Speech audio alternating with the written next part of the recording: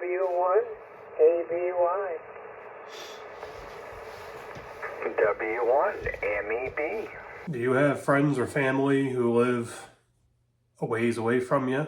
50 miles, 75, 100, 150, 200, whatever, that you want to make sure you can talk to? Here's how you can do it. This is some snippets of the main Seagull net on 75 meters on ham radio. And we do this 6 nights a week. I can do this from home. I can do this from my truck. And 6 nights a week, state of Maine comes alive. If there's a storm or a disaster, state of Maine comes alive. We don't need cell phones, internet, nothing like that to talk. So I'm not going to go down that road right now. I'm going to go down the road of communicating with your friends and family who don't live close by to you. So don't fall into the gimmick trap of my emergency radio, them scams online that you see. Don't fall into the trap of, well, we can get GMRS licenses because we don't have to take a test, and we can use GMRS and I can talk to my family or friends that are 100 miles away or 50 miles away on GMRS. You're not going to do that without a repeater. Ain't going to happen. Maybe you get away with it if you're out on the prairies, flatlands. Maybe that'll work. But where I live, if you're in hilly, mountainous terrain, holes, something like that, UHF on simplex, radio to radio, no repeaters in between, it ain't happening. Yeah, boy, I bet it was. I was moving some cars around today in the yard. Took one down the hill and it started sliding. That was kind of exciting. KC1RCF, Lisa, go ahead, please. Thanks, Paul, and good evening, Seagull Net. I have to be short time because the noise is terrible. So this is KC1RCF, Lisa in Holton. Back to you, Paul. The wife is putting the food out on the table just about the time the net starts. I guess we'll have to see what we can do about making that schedule change. Other than that, nothing new and exciting here. Thundering 25 degrees here along the Kennebec River here in Pittsburgh. So I'll let you get on to the running of the net. Back to you, W1Z. Well, howdy, everybody. It's, yeah, been really weird weather here, too. We had the snow, then we had 70 degrees in the sunshine on my thermometer, and then we had the rain, and then we had the freeze. So everything down here is skating rinks. And, yep, Thursday was supposed to have somewhere between 0 and 1,000 inches of snow, so it's 100% chance of weather. Been trying to build a super Raspberry Pi 5, and you can do a lot of stuff with those things these days, and especially now with this hard drive, this solid-state hard drive on it. And Lisa, I guess she's not listening, but she may have a filter in there that would help out with some of that noise. I don't know, but that's all to be explored for the future.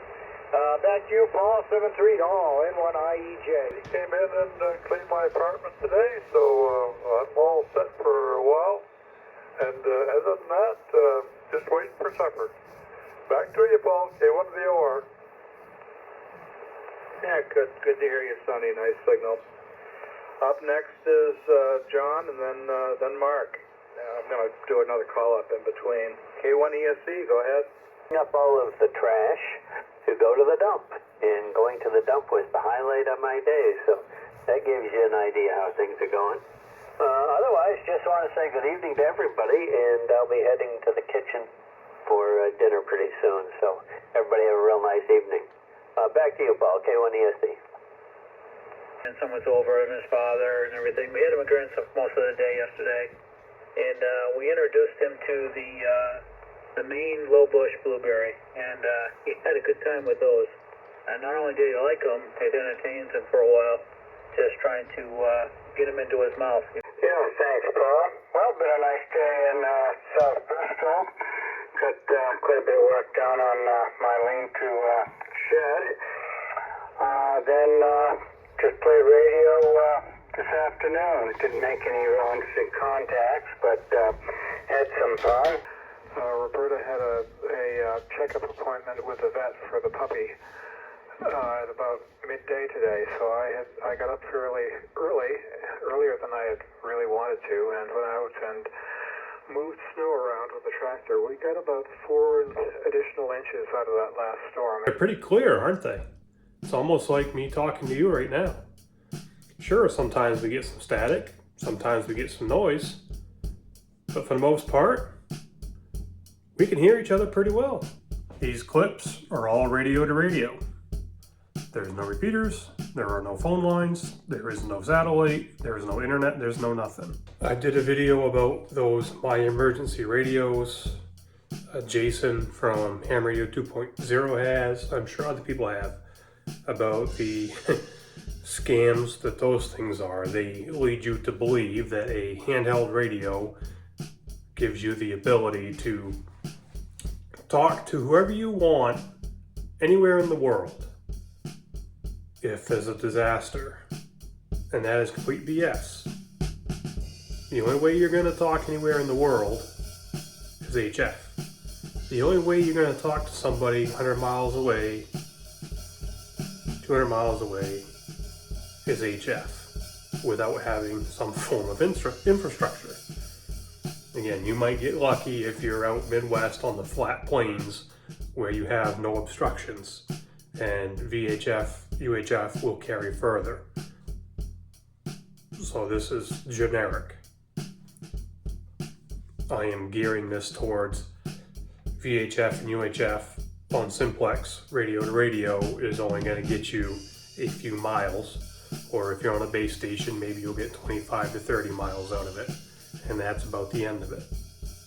I've been a ham operator since the 90s, and I'm not just going to tell you as a blanket the ham radio is your solution. Ham radio itself is not your solution. You need to know how to apply it. For example, this right here, this portable, is a ham radio, right? And again, there are gimmicks out there. Like you see these ads pop up on ScrewTube. Grid's down, power's down, phones are down, blah, blah, blah, blah, can't communicate. It's easy with a ham radio. Now, you got that guy on those ads, and he's got a handheld. Okay, that handheld is going to have very limited range unless you have a repeater to connect to.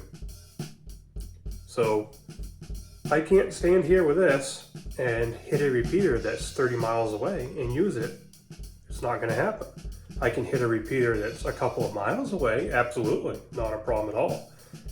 And if that repeater is linked into another repeater or several repeaters, then I have all of those repeaters to utilize. Yes, that's possible, but if those repeaters or that repeater is not working, I don't have them to work with, right?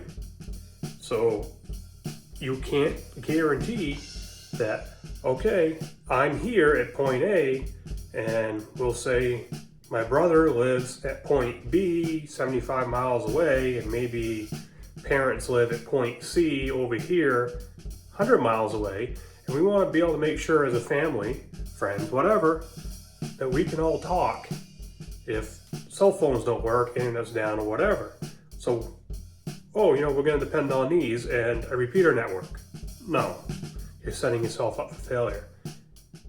The only way you're going to cover those distances, again, in general speaking, is with HF. By applying ham radio correctly, i.e. using HF, knowing its capabilities, you can connect your brother who's 50 miles over at point B and your parents who are 75 miles at point C and you at point A, and you can all communicate with each other with no infrastructure.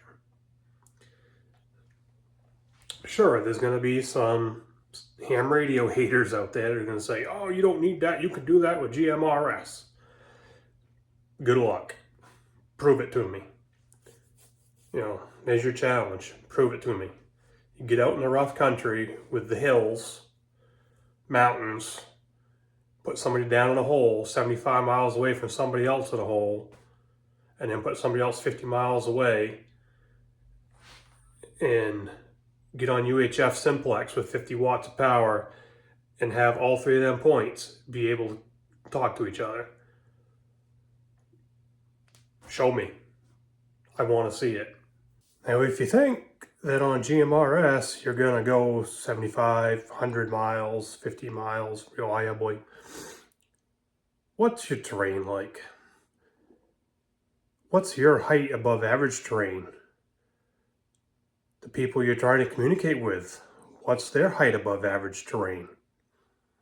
And everything in between you. Do you have big tall towers with high gain antennas and low loss transmission line? Do you? Because you're probably going to need it, and you're probably still not going to get the job done. Tell you about two repeaters here real quick. One is 13.5 miles away from me.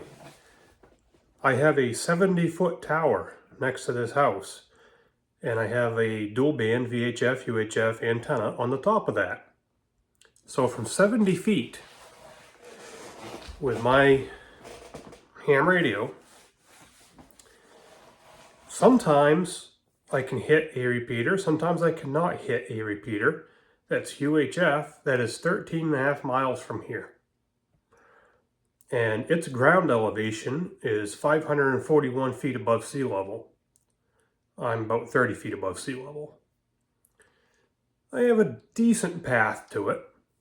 There's a little bit of stuff in the way. Sometimes today I had a great signal return on it. Other days I can barely hear the thing. So it's hit or miss. Tower height. From that ground level, the antenna's up the tower about 50 feet. And it's, Another UHF repeater is 35.5 miles from here. I can't hit that thing at all. Not a chance. And it's at 728 feet above sea level. Plus tower height brings it to about 800 feet. And no can do. So yeah, it's up on a great big tall hill, up on a tower, set up as a repeater, can't do it. So the folks you're trying to communicate with, plus yourself, are you guys up on great big hills with towers and good antennas and very good transmission line? Think about that. If there's stuff in your way, odds are those radio waves are not going to make the trip, regardless of what people on the internet promise you. Another thought. If you're trying to go mobile on GMRS at those distances, forget about it. You're going to have some hardcore CBers who might say the same thing. Oh, you can do that on a CB. Really? With 4 watts power? I want to see that too. Oh, no. You need to go get a kicker, get a booster. No, we're talking legal amount of power. We're talking FCC certified transmitters. We're talking legit radios, not 1,000 watts, 2,000, 3,000 watts on a CB. It's illegal. Granted, everything shifts sideways. The rules go out the window with it for the most part. But on an average day, a snowstorm, a blizzard does not exempt FCC rules and regulations. So you get, a real bad snowstorm and the cell phones die. That doesn't mean, oh, now I can run my 3,000 watt CB amplifier because now it's an emergency. No, good luck. Running that much power, you need to be able to have the electrical power to power the thing, right? I don't need a whole lot of power to run my HF rig.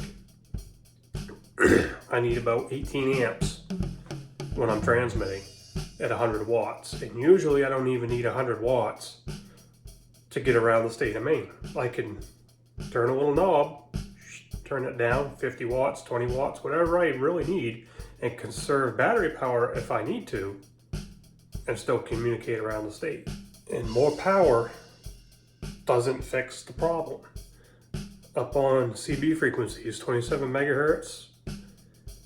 Just because you got more power doesn't mean that you are going to be able to talk 50 miles, 70 miles, 100 miles the way you want to be able to talk to. It depends on what the propagation, how the atmosphere is behaving at that point in time as to what your radio waves are going to do.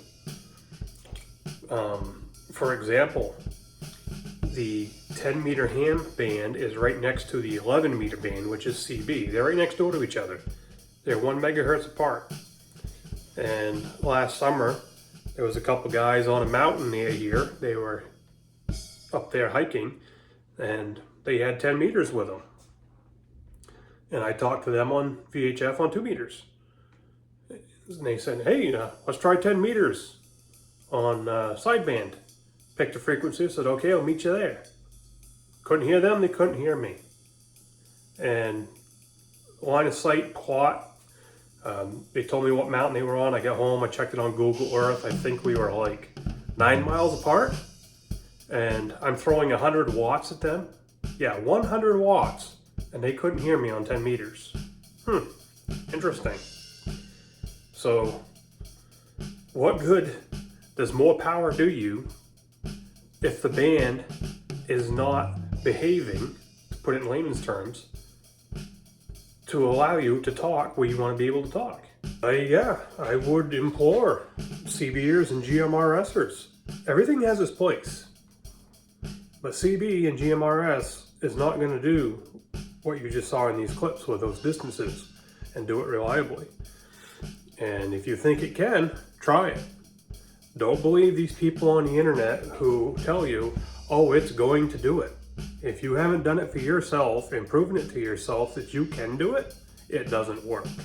We do this every night. 267 miles down to Brookfield, Mass. 80 miles, 100 miles, 150 miles, 222 miles. For a GMRSer, you ain't doing that without a repeater. For a CBer, you hit 50, 75 miles because you get some skip going. You can think, oh, geez, that's a long ways. For us, what's that? That's nothing. We go all the way around the world. And this is commonplace all the time. It's not like, oh, wow, look, tonight I get to talk to somebody 200 miles away. I can do that whenever I want to. It's easy. So if you got the friends and family in a region like that, this is the only way you are going to do it with no infrastructure. Also, don't fall into the, I'm going to get a satellite phone because that'll never break. Yeah. Satellite phones require satellites to work, right? And they also require Earth-based infrastructure to work, right? So, yeah, they can fail too. Several years ago, I saw somewhere on the internet, a guy out in California, I think it was, asked a legitimate question of, my wife and I, we work in separate ends of the state, or 2 states, something like that. They were all roughly 500 miles apart, and they were looking for something for non-infrastructure based communications that was reliable over a distance of 500 miles. That was his general question, and he was looking for guidance on what would work. Well, there's only one thing that's going to work. And idiots on the internet were telling him to buy a sat phone. I chided in and said, sat phone is not your answer, and explained why.